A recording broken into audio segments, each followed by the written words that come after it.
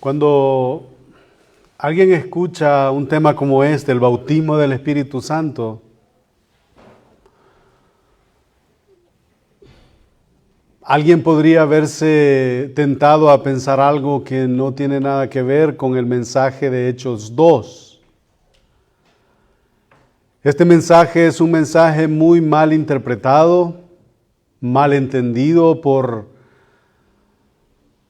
hermanos, y digo hermanos, que con una buena intención ellos hablan del tema como de una manera diferente a la que nosotros vamos a estar estudiando en esta tarde. Y mi intención no es crear confusión. Mi intención no es dividir, pero mi intención es que veamos lo que Dios a través de su Espíritu Santo hizo en la historia de la iglesia. La iglesia está naciendo aquí en Hechos. Hechos capítulo 1 ya vimos que hay una promesa del Espíritu Santo en donde que el capítulo 5 dice, porque Juan ciertamente bautizó, capítulo 1 versículo 5.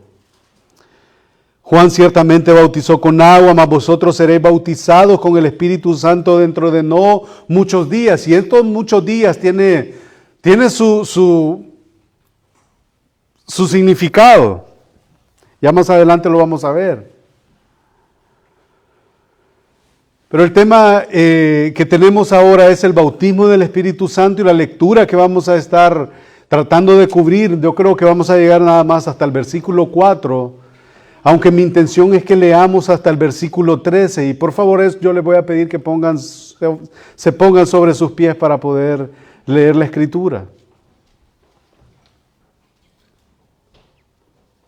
Hechos capítulo 2, versículos del 1 al 13. Y yo quiero, y como dije, no voy a cubrir todo, pero voy a leer hasta ese versículo, porque aquí encontramos por lo menos 3 principios en estos 13 versículos. Pero para tener la idea general, entonces vamos a leerlos todos. Cuando llegó el día del Pentecostés, estaban todos unánimes juntos. Y de repente, o sea, nadie esperaba eso, de repente, vino del cielo un estruendo como de un viento recio. Y yo quiero que pongamos mucha atención en cada palabra, porque cada palabra es importante en este texto para poder entender bien y no malentender cómo se ha hecho en los últimos años. Leemos otra vez desde el 1. Cuando llegó el día del Pentecostés, estaban todos unánimes juntos. Y mire, y de repente vino del cielo un estruendo como de viento. No dice que vino un viento, como de viento recio que soplaba. Era el ruido nada más, el cual llenó toda la casa donde estaban sentados. Y se les aparecieron lenguas repartidas, no de fuego, sino como de fuego, asentándose sobre cada uno de ellos. Y fueron todos llenos del Espíritu Santo y comenzaron a hablar en otras lenguas según el Espíritu les daba que hablasen. Moraban entonces en Jerusalén judíos, varones piadosos, de todas las naciones bajo el cielo. Por eso es que hablaban todas esas lenguas. Y hecho este estruendo, se juntó la multitud y estaban confusos porque cada uno les oía hablar en su propia lengua, y ahí lo tenemos más claro. Y estaban atónitos y maravillados diciendo, mirad, ¿no son galileos todos estos que hablan? ¿Cómo pues les oímos nosotros hablar cada uno en nuestra lengua en la que hemos nacido? Partos, medos, elamitas y los que habitamos en Mesopotamia, en Judea, en Capadocia, en el Ponto y en Asia, en Frigia y en Panfilia, en Egipto y en las regiones de África más allá de Cirene, y romanos aquí residentes, tanto judíos como prosélitos, cretenses y árabes, les oímos hablar en nuestras lenguas las maravillas de Dios. Y estaban todos atónitos y perplejos, diciéndose unos a otros, ¿qué quiere decir esto? Pero otros,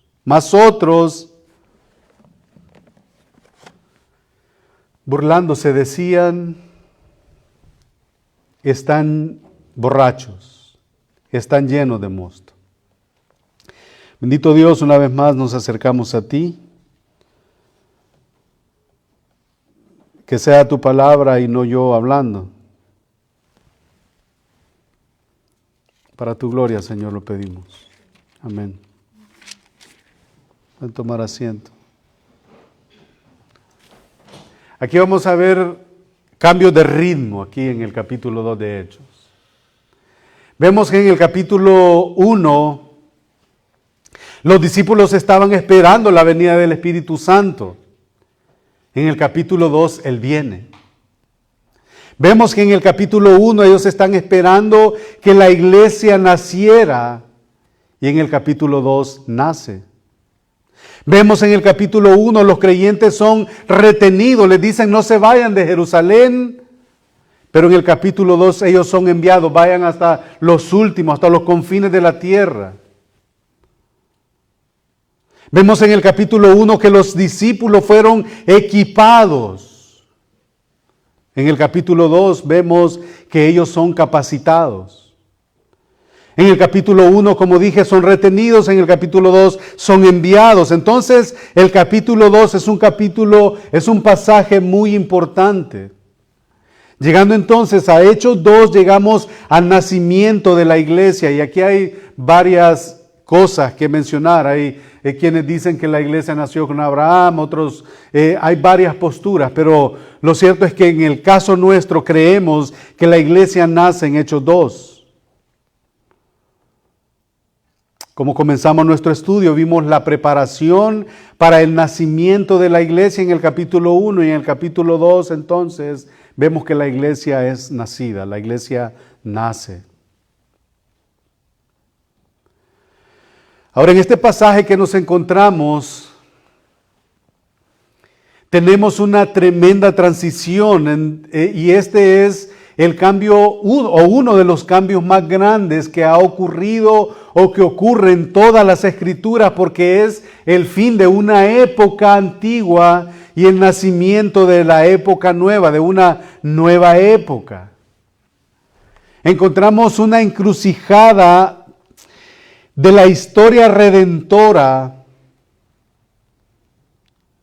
la muerte y la resurrección de Cristo por un lado, da lugar al envío del Espíritu y el nacimiento de la nueva era, de la era de la iglesia, la época del Espíritu Santo. En la época antigua, por ejemplo, el Espíritu estaba con ustedes.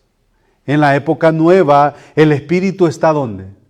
En ustedes. En la época del Antiguo Testamento, los hombres servían a Dios a partir del temor que existía estar bajo las consecuencias de la ley. Pero en la nueva época, en el nacimiento de la iglesia, los hombres sirven a Dios a partir de nuestro amor por Jesucristo, capacitado por el Espíritu Santo que mora en cada uno de nosotros. Esta es una época de transición totalmente nueva, totalmente diferente. La definición de dicho cambio, simplemente para que tengamos una idea de en qué punto nos encontramos, vayan conmigo rápidamente, solamente para ubicarnos donde estamos, a Juan capítulo 7, versículos del 37 al 39. Nuestro Señor Jesucristo está hablando ahí. Hechos 17, Hechos 7 del 37 al 39. ¿Lo tenemos? Este cambio, esta transición la vemos ahí. En el último día y gran día en el último y gran día de la fiesta, Jesús se puso en pie y alzó la voz diciendo: si alguno tiene sed, venga y beba. El que cree en mí, como dice la Escritura, de su interior correrán ríos de agua viva. Y aquí está el 39. Esto dijo del Espíritu que habían de recibir los que creyesen en Él. Era algo que venía, algo futuro, que no estaba pasando ahí, pero que venía, era futuro. Esto dijo del Espíritu que habían de recibir los que creyesen en Él, pues aún no había venido el Espíritu Santo, porque Jesús no había sido aún glorificado. Ahí lo tenemos. El cambio, la transición, ahí está. Entonces, en la historia redentora de Dios, la época del Espíritu no podía suceder hasta que Jesús ascendiera y fuera glorificado en el cielo. Entonces Jesús debe de regresar al Padre antes que el Espíritu Santo pueda ser enviado, y eso es exactamente en donde nos encontramos en el capítulo 2. El comienzo del capítulo 1 está la ascensión de Jesucristo, como vimos ya hace un par de semanas, en donde están todos los discípulos, ven a Jesús irse, se aparecen dos hombres y le dicen ¿qué están mirando para el cielo? A ese mismo Jesús que ustedes ven que va para arriba, así mismo va a bajar, va a descender. Entonces en el capítulo 1 vemos la ascensión, y en el comienzo del capítulo 2 es la venida del Espíritu Santo. Jesús cumplió su obra y fue al Padre. ¿Cuál fue la obra de Cristo? Venir y ser el sacrificio perfecto que el pago del pecado necesitaba, porque de tal manera amó Dios al mundo que dio a su Hijo unigénito para que todo aquel que en Él crea no se pierda, mas tenga vida eterna. Para eso el Hijo vino. Cumplió su obra perfecta, la obra expiatoria.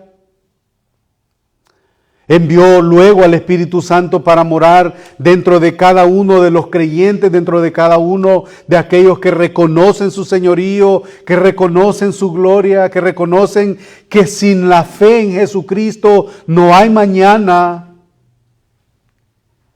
sino solamente una horrenda expectación de juicio. Entonces en esta nueva época, una época totalmente nueva, algo nace y usted y yo somos parte de eso por la fe en el Hijo de Dios, en Jesucristo. Y esto es llamado la iglesia, eclesía, los llamados, los que están ahí reunidos, la asamblea de creyentes. Y esto es bien interesante, hermanos, porque hubieron profetas en el Antiguo Testamento. Hubieron gente con la que Dios hablaba, pero ellos no vieron el nacimiento de la iglesia. Mire qué privilegio el nuestro. Esto es algo nunca antes visto en el Antiguo Testamento. Era un misterio. Pablo lo llama algo escondido a lo largo del Antiguo Testamento. Ellos nunca vieron la iglesia, nunca vieron a la novia de Cristo, según la llama el Nuevo Testamento. Entonces nosotros somos los pámpanos de la vid, dice Juan, es un rebaño para Jesús, quien es el buen pastor. Este es el reino gobernado por el Hijo de Dios, es una casa, una familia, somos hijos por adopción. Eso es lo que estaba naciendo ahí. Entonces somos el cuerpo de Cristo, somos una comunión unidos con Cristo como cabeza, y esa es la identidad de la iglesia. Somos hijos de Dios, sobre quienes el Espíritu Santo descansa. Más adelante vamos a estar viendo que este evento de Hechos 2 es único y es especial en la historia, porque pudiéramos decir, ¿Cuándo se da el bautismo en el Espíritu Santo si no es en el momento de la salvación? Pero encontramos que estos hombres están reunidos ahí, están como 120, no están en el templo, están en una casa. Y Lucas es claro al decirlo. Pero ¿cómo es de que ellos van a ser bautizados en el Espíritu? O sea, que ellos todavía no eran salvos, como puede suceder en el día de hoy, que alguien recibe el Espíritu en el momento de su salvación. Esto fue un evento único, no va a tener repetición. No va a pasar. Porque estos hombres eran salvos. Estos hombres habían visto descender al Señor, habían servido con Él, le habían seguido en su ministerio terrenal, lo ven ascender al cielo y están ahí, son creyentes. ¿Y cómo es que entonces vienen y son bautizados con el Espíritu Santo? Y ahí es donde se empiezan y destapan ciertas cajitas en donde las dudas empiezan a crecer, pero lo cierto es que no es así. Y lo vamos a ir viendo y espero que podamos, o yo me pueda dar a entender. Cuando hablamos de esta iglesia naciente, estamos hablando de una iglesia real. El cuerpo de Cristo es una comunión, como dije, unos con otros, unidos con Cristo, quien es la cabeza, y con otros miembros, los cuales nos servimos los unos de los otros. Todas las barreras han sido derribadas, han sido abolidas. Había una pared intermedia, como dice el libro de Gálatas, la carta del apóstol Pablo a los Gálatas. Ya no hay judío, ya no hay griego, como dice Pablo. Ya no hay varón, ya no hay mujer, ya no hay esclavo, ya no hay libre, porque todos somos uno en Cristo y cada uno de nosotros en la iglesia y es habitado por Jesucristo a través de su Espíritu. Esto es, como dicen, monumental, grande. Ahora, cuando estamos hablando de la iglesia, como dije, estamos hablando de una iglesia real, de aquellos que conocen a Cristo. No estamos hablando de esto no es la iglesia, este edificio no es la iglesia. El edificio no es la iglesia. No estamos hablando de aquellos que dicen que están en la iglesia, estamos hablando de la iglesia verdadera, aquellos que conocen a Cristo por su fe en ese Cristo, que están unidos a Él. Así que, hermano, la pregunta hasta aquí sería, porque vamos a estar viendo el texto, obviamente, pero también tenemos que sacar ciertas implicaciones para nosotros. Es cierto que vamos a estar tratando de ir viendo qué es lo que sucedió, qué es lo que en su momento pasó, para quienes, como ya mencioné, a una manera breve, estos ya eran hermanos. Pero también vamos a estar viendo algunos aspectos que nos van a ayudar a nosotros, no solamente a entender la realidad del texto, sino también implicaciones que tienen que ver con nosotros directamente en el texto. Y la pregunta es entonces, hasta aquí, ¿usted ya conoce al Señor? ¿Usted ya ha sido recipiente o es recipiente del Espíritu? ¿Mora sobre usted y sobre mí el Espíritu? Todos los creyentes poseemos al Espíritu Santo, Él vive en nosotros.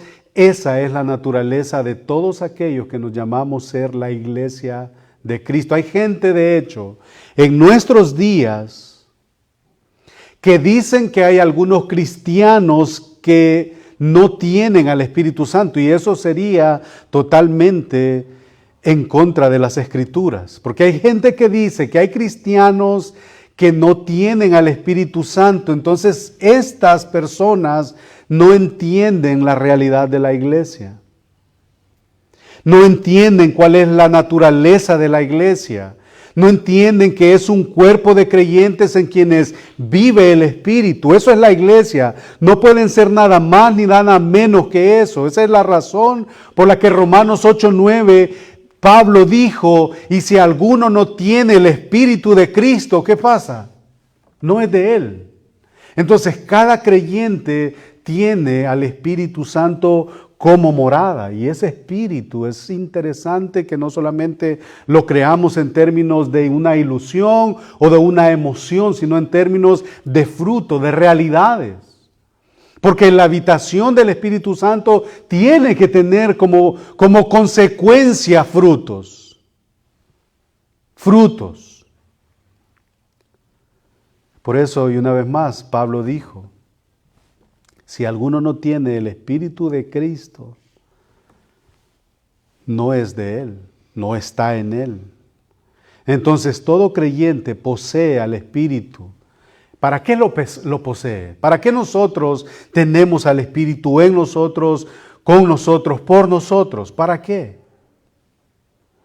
Lo tenemos para instrucción. Lo tenemos para poder. Recuerdan que esa fue la promesa, y recibiréis poder, pero no un poder como nosotros lo vemos en el día de ahora, que sirve para agrandar el nombre de alguien y no para darle la gloria a Cristo.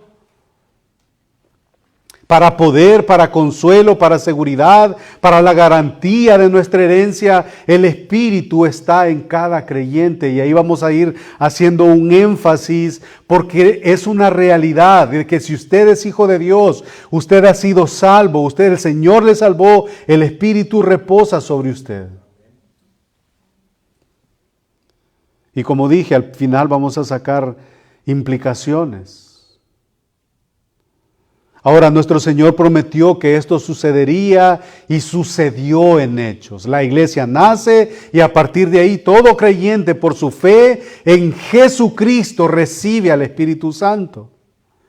Ahora, la Biblia a este bautismo del Espíritu Santo, la Biblia llama bautismo en el Espíritu o del Espíritu Santo. Jesús mismo le dio ese título en Hechos 1:5. ¿Se recuerdan que ya nosotros estuvimos viendo eso? Moraban entonces, capítulo 1, versículo 5, moraban entonces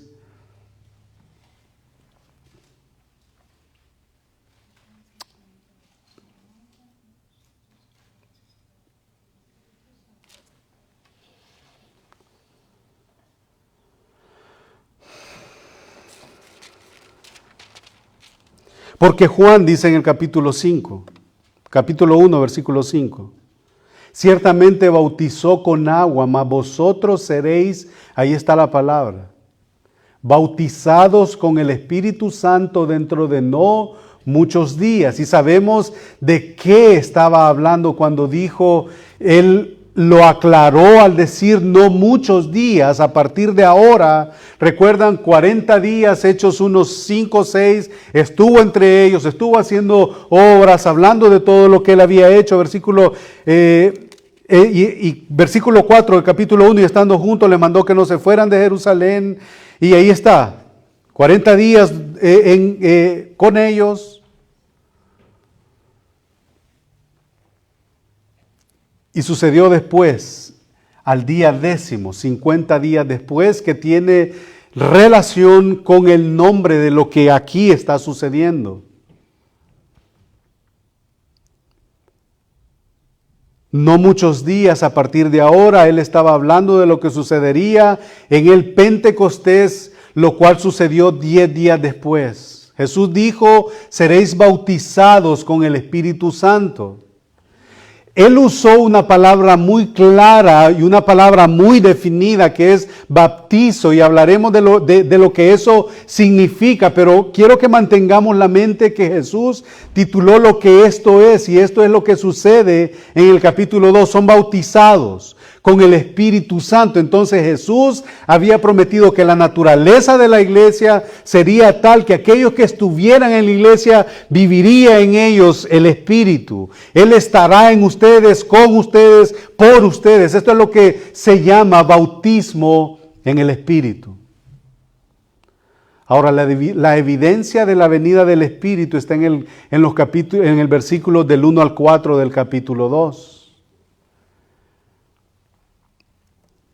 La nueva época, el nacimiento de la iglesia, el cumplimiento de la promesa de Jesús que seréis bautizados con el Espíritu Santo, también el cumplimiento de la promesa de Jesús que dice que el Espíritu estará en ustedes. Ambas cosas están ocurriendo en el mismo tiempo, simultáneamente, en la salvación a partir de aquí, pero obviamente no podía ocurrir en la salvación aquí, porque estas personas, como ya mencioné y lo mencioné a manera breve, estas personas ya eran creyentes y fue el nacimiento de la iglesia en un sentido único y en un sentido histórico único. Entonces, decir que alguien recibe al Espíritu en este tiempo, decir que alguien es creyente, decir que alguien tiene el Espíritu, pero que más adelante, después de la salvación, va a recibir otro tipo de cosas, como se anuncia hoy en día, de la manera en la que los apóstoles lo recibieron, entonces sería malentender la historia redentora de Dios. Esto fue un evento, como dije, único, histórico. Ellos ya eran creyentes. Ahora, quien recibe al Señor ahora, quien viene al Señor ahora, entonces recibe el Espíritu. ¿Cuándo sucede eso? ¿Cuándo sucede que Cristo pone su Espíritu en la persona? ¿Cuándo? No sucede como sucedió con los apóstoles. Sucede en el momento de la salvación. Y lo que pasa hoy en día es de que queremos ver cosas extraordinarias, queremos ver cosas extravagantes cuando alguien recibe el Espíritu. Es un evento en donde en el cielo hay una fiesta. Pero no es un evento que nosotros podemos ser evidente. Lo que es evidente va a ser después de la salvación. Veamos cómo vamos. Veamos qué capacidad tenés para perdonar en base a que sos portador del Espíritu, que el Espíritu mora dentro de ti. He ahí la diferencia. Versículo 1, capítulo 2. La evidencia de la venida del Espíritu. Cuando llegó el día del Pentecostés, estaban todos unánimes, juntos. Estaban 10 días después y todavía estaban juntos. Eso es hermoso, juntos. 10 días después se les había dicho, por favor, no se vayan de Jerusalén, quédense ahí, porque yo les voy a prometer que les envío mi Espíritu. Después de 40 días Él va, después pasan 10 días, viene al día 50, por decir un número. Estaban juntos, estaban unánimes. ¿Cómo está la iglesia? El sábado yo mencioné algo, el viernes, perdón, yo mencioné algo parecido. Supongamos que nosotros estamos aquí como creyentes, pero que se va a llevar a cabo el evento como en los apóstoles, que va a venir el Espíritu Santo. Y nos va a bautizar y todo. Ya el Espíritu, si usted es creyente, el Espíritu está en usted. Pero supongamos eso. Dice la Biblia que después de 10 días, ellos estaban todos unánimes.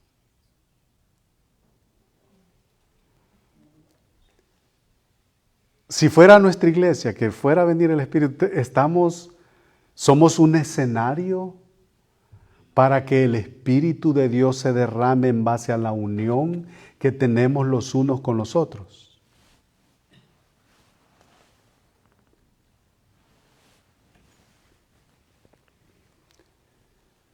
Estaban unánimes. 10 días después y todavía estaban juntos. En donde las hermanas se aguantaban con las otras hermanas, los hermanos se aguantaban con los otros, los niños se aguantaban con los niños, los jóvenes se aguantaban con los jóvenes, estaban unánimes, estaban juntos, porque estaban esperando la promesa del Padre.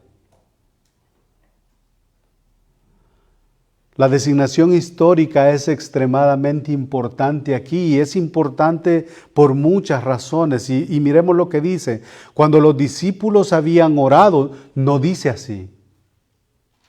No dice que el Espíritu vino, dice cuando llegó el día del Pentecostés estaban todos unánimes juntos. Eso era todo el escenario que se necesitaba para el derramamiento del Espíritu. Porque no dice cuando los discípulos habían orado, tampoco dice cuando los discípulos se habían tardado, no dice cuando los discípulos habían cumplido algún requisito espiritual o cuando los discípulos habían pagado el precio o habían hecho cualquier actividad ahí. No, estaban unánimes en Pentecostés. Entonces, esta ocasión ocurrió, no dice eso en absoluto, no estaban haciendo nada, estaban esperando, sucedió cuando el día del Pentecostés vino, cuando Dios decidió que iba a venir. No sucede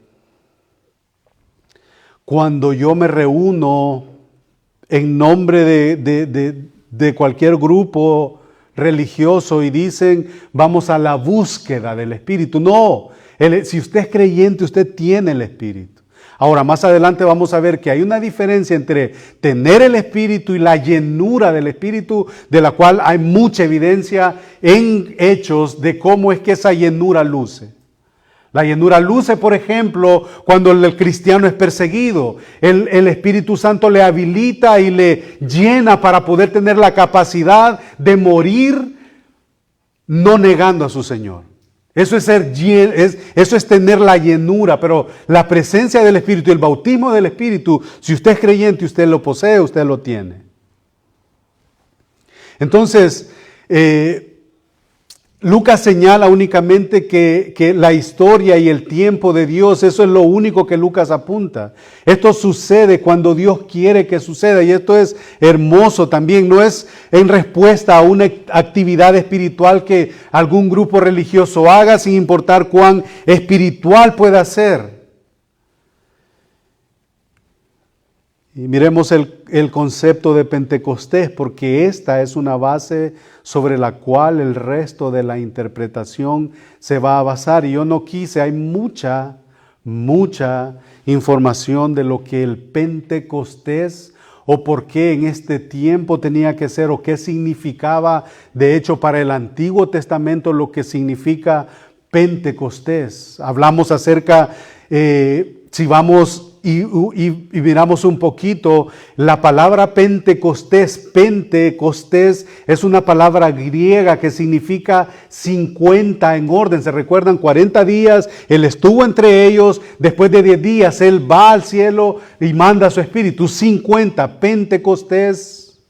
Entonces parte de 50 de algo, esa es una fiesta importante.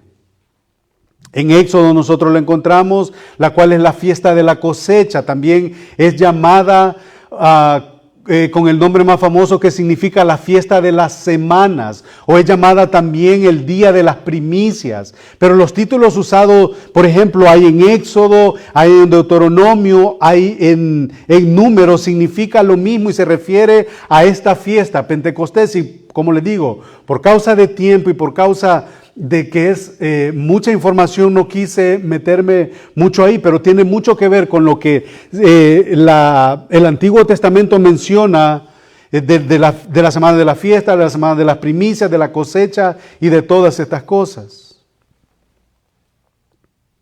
Se refiere a la fiesta del Pentecostés, Penta, 50 de algo ahí. Hechos 1:4 dice que estuvo con ellos durante 40 días. ¿Se recuerdan? Hechos 1:4, ahí están 40 días. Y después de 10 días, entonces Él asciende y 10 días después envía a su Espíritu.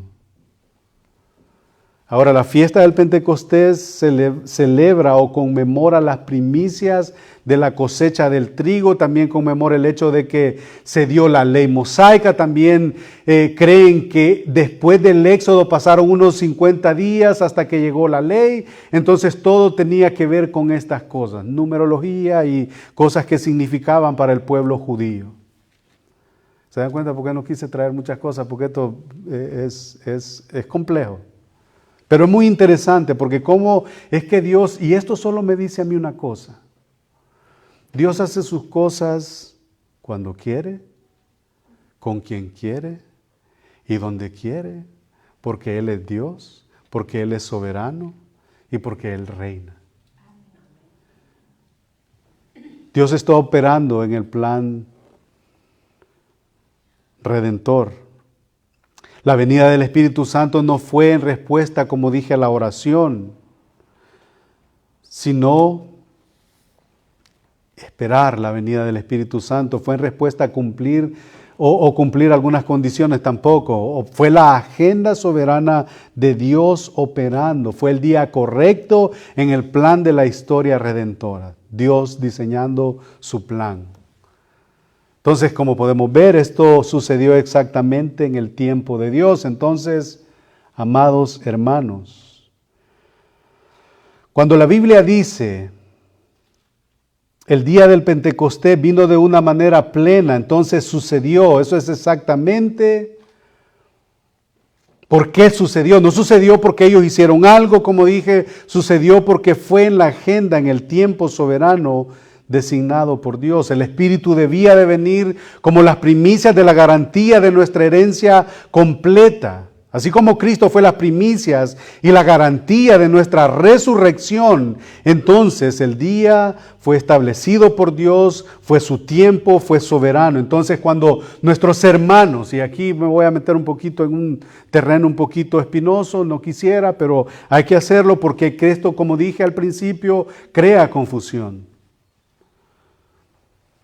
Cuando nuestros hermanos y nuestras hermanas en Cristo, y por favor escúcheme bien, cuando nuestros hermanos y nuestras hermanas en Cristo, que son pentecostales, dicen en su credo, el cual afirma, y lo leo y lo cito, creemos que el bautismo del Espíritu Santo, según Hechos 2, es dado a los creyentes que lo piden.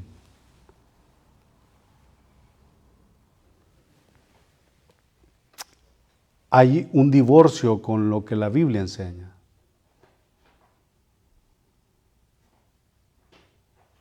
No han entendido el punto. Han violado la palabra profética de Dios cuando asumen eso, porque por lo menos han eliminado uno de los cumplimientos más gloriosos de esa promesa, de esa profecía. Cuando alguien es salvo, el Espíritu Santo es depositado sobre él. ¿Y cómo es que salva él? ¿No salva de manera soberana? ¿Que de él depende la salvación? ¿La salvación es del Señor y no del hombre? Y para que veamos que Dios es soberano y mandó a su Espíritu en su agenda, en su tiempo, miremos que hay otros elementos que apoyan y afirman la soberanía de Dios. Jesús murió en el momento correcto. Jesús resucitó en el momento correcto. El Espíritu Santo vino en el momento correcto. Todo es en el tiempo de Dios, no en respuesta a ninguna actividad humana. Y de esta manera la iglesia nació como un cumplimiento de las primicias. Así como Jesús había resucitado con un cumplimiento de primicias y murió como un cumplimiento de la Pascua. Ahí está el Cordero Pascual llevando a cabo su plan eterno, redentor, soberano, único y glorioso. Ahora también en el versículo 1, cuando llegue el día del Pentecostés, siguiendo con el versículo 1, estaban todos unánimes. ¿Y esto de dónde estaban? Causa, según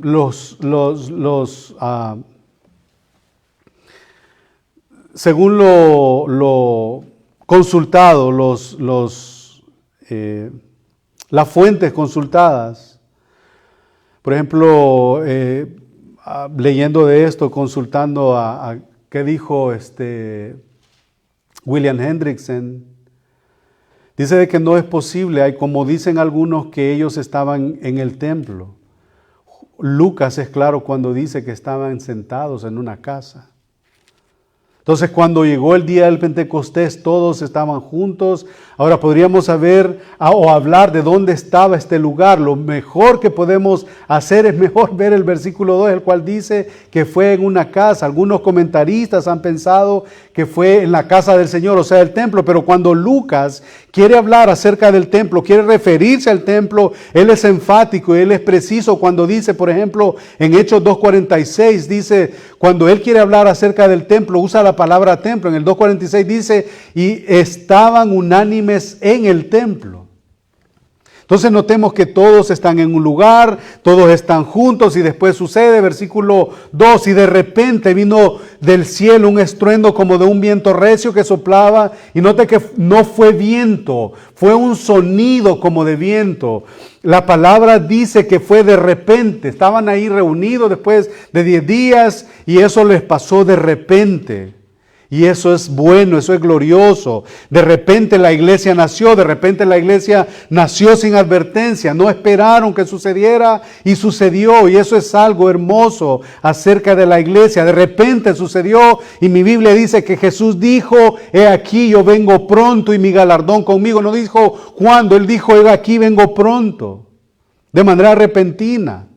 La iglesia está dentro y afuera repentinamente. Comenzó con un momento instantáneo, inesperado, milagroso. ¿Y sabe qué? Y esto tiene que llamarnos la atención. También va a terminar con un momento instantáneo, inesperado, milagroso. Y todo va a ser en el tiempo de Dios.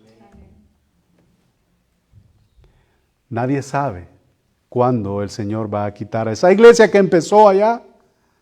No sabemos cuándo la va a quitar de acá. Dios tiene tanto derecho a determinar el comienzo de la iglesia como lo tiene para determinar el fin de la iglesia. Y decir que cualquiera de los dos viene en respuesta a las oraciones de alguien, una vez más, eso no es entender la soberanía de Dios. Veamos que todo esto sucede de una manera hermosa, muy interesante. Dice que de repente vino del cielo un estruendo. Y si algo es fantástico, si algo nos asombra, si algo es sobrenatural, yo lo quiero conocer. Yo quiero saber de dónde viene. Queremos conocer la fuente, ¿no es cierto? ¿Y sabe cuál era la fuente? De repente, dice el versículo 2. De repente vino ¿de dónde? ¿Cuál era la fuente? Híjole, del cielo. Proviene de las manos de Dios actuando. Observen, vino del cielo un estruendo como de un viento recio que soplaba. El viento en las Escrituras con frecuencia es un emblema del Espíritu Santo.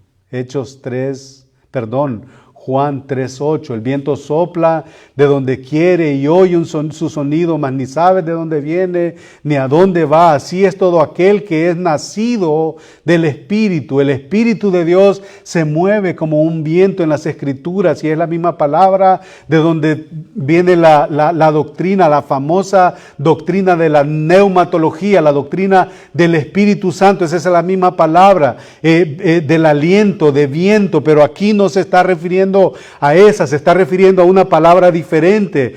Vino del cielo un estruendo, no fue es un estruendo como de un viento recio, y la palabra viento no es un neuma ordinario como decir del Espíritu, sino que es una palabra usada únicamente una vez más en otro lugar mismo, aquí mismo en Hechos 17:25, que significa un golpe fuerte. No es una respiración gentil, es un soplar violento. Así como si alguien estuviera con un aliento fuerte que sopla. Ahora recuerden que esto no es un viento real, no es un viento físico, es simplemente el sonido del viento. Eso debió de haber sido un fenómeno natural fantástico, que de natural cruzaba la línea de lo divino, lo espiritual. El sonido es como de un huracán, como si estuviera saliendo del cielo sin un movimiento en absoluto, simplemente el sonido de un huracán sin el viento. Pero algo para terminar, que no voy a cerrar ni siquiera lo que tenía previsto, pero ellos primero habían sido obedientes, no se habían ido de Jerusalén. Segundo, ellos estaban unánimes. Y tercero, ellos estaban, y dice el versículo 2, continúa diciendo, el cual llenó toda la casa donde estaban sentados. Y esto es bien interesante, hermanos, porque todo el mundo lo oyó. Es por eso que se acerca en capítulo 2, versículo 6. Todo el mundo lo oyó, pero no todos lo recibieron. Todo el mundo lo oyó, pero no todos lo recibieron. Únicamente llenó la casa en donde todos estaban sentados. Y esto, amados hermanos, escuchen, fue el bautismo del Espíritu Santo.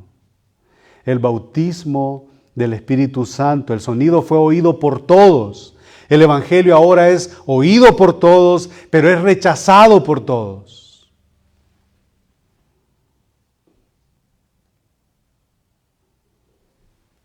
Comenzó a reunir a la multitud, pero la presencia del aliento de Dios llenó únicamente la casa donde ellos estaban sentados, estaban inmersos ahí, obedientes, estaban involucrados y estaban siendo bautizados por el aliento de Dios, que no es ningún otro que el Espíritu Santo. Y ahí es donde el capítulo 2, versículo 2, tenemos el cumplimiento del capítulo 1, versículo 5, en donde Él les había dicho, porque Juan ciertamente bautizó con agua, mas vosotros seréis bautizados con el Espíritu Santo dentro de no muchos días. Ahí está la promesa cumplida. No fue para todos,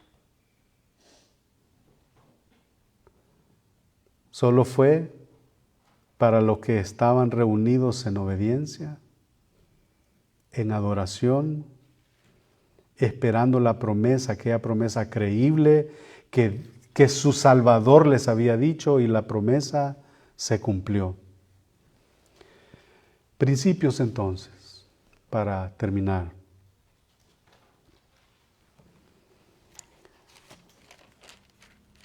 Como dije, si fuéramos el escenario o si fuéramos los de la promesa, primero estaríamos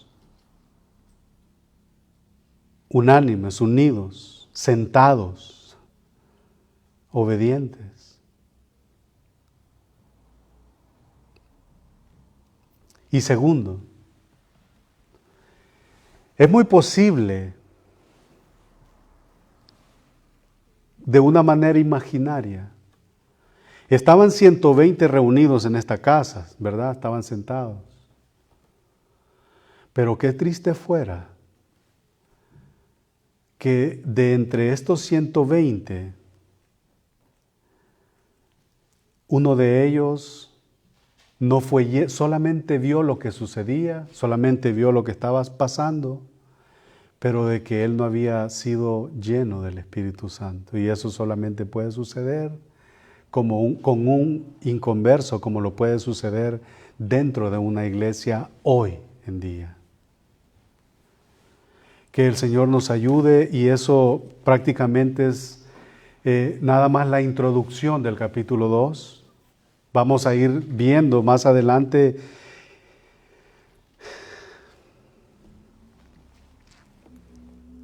lo de las lenguas. Versículo 4, vamos a ir viendo también. Dice el versículo 3, y se le aparecieron lenguas repartidas como de fuego asentando sobre cada uno de ellos. ¿Qué significa esto? Y fueron todos llenos del Espíritu y comenzaron a hablar en otras lenguas según el Espíritu que les decía que hablasen. O sea, ¿qué en realidad es esto?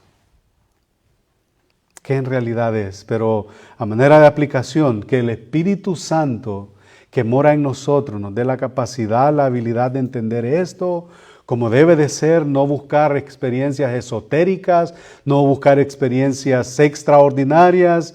No, es algo que sucede. Por ejemplo, cuando usted fue justificado a través del sacrificio de Cristo, nosotros no sentimos nada, no lo vimos. Cuando fuimos adoptados dentro de la familia de Cristo, tampoco lo vimos. No es algo que sentimos, es algo que ya inmediatamente viene y empieza el Espíritu a dar su fruto, pero no es algo así que nosotros podamos ver, tocar y cosas así. Lo mismo con el bautismo del Espíritu. Ahora, lo que sí es evidente, que si alguien tiene el Espíritu, entonces va a ser el fruto. ¿Cómo yo vivo? ¿Cómo usted vive? Quedamos aquí y que el Señor pues sea con nosotros. Bendito Dios y Padre, una vez más nos acercamos a ti. Gracias por tu palabra, por la enseñanza, Señor, de este texto, en donde esto no es una experiencia que yo debo de buscar, tú la mandas de repente. A ti te place en tu plan soberano, en tu agenda, salvar.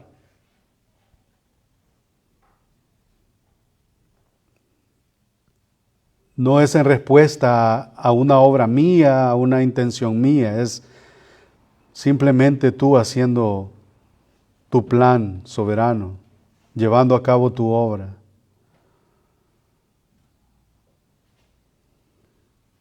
Ruego, Señor, por cada uno de mis hermanos acá reunidos, mis hermanas, por aquellos que no vinieron, que están ausentes por causa de enfermedad, por cualquier otra causa, Señor, que también nos dé, Señor, a cada uno de nosotros esa convicción, esa necesidad de ti. Que tu Espíritu, Señor, en base a su habitación en nosotros, nos habilite para poder adornar las doctrinas del Evangelio, Señor. Porque queremos proclamarlo no solamente con nuestras bocas, sino también con nuestras vidas, entendiendo que mi testimonio nos salva, entendiendo que mis palabras nos salvan, entendiendo que tu Evangelio, tú a través de tu sacrificio y de la fe en tu Hijo, salvas. Gracias, Señor, pedimos que nos ayudes. Dale gloria a tu nombre, Señor, a través de nosotros.